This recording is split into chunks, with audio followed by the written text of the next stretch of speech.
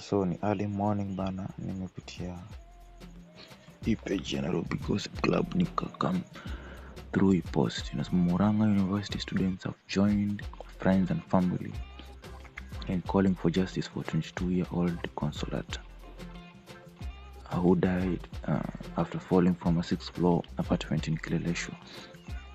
The incident occurred on early Sunday, has raised questions of gaps in the timeline and CCTV footage. A 33-year-old man, Tony Odhiambo, who was reportedly with her. So Jama Odhiambo is also facing a separate rape charge filed in September 2025.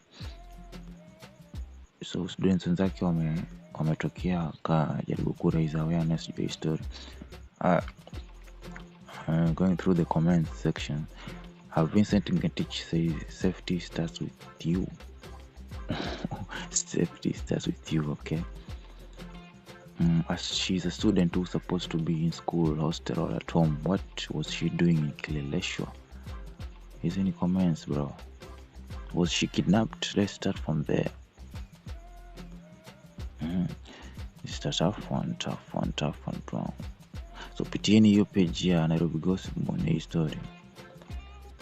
So people against her ban. Watu wameamua wasema the truth. Justice kwa mtu alikuwa mboka, kwani mboka ufanya haikuwa na life insurance. Mna hata aibu. Justice nini na alikufa akitaka kusikia poa.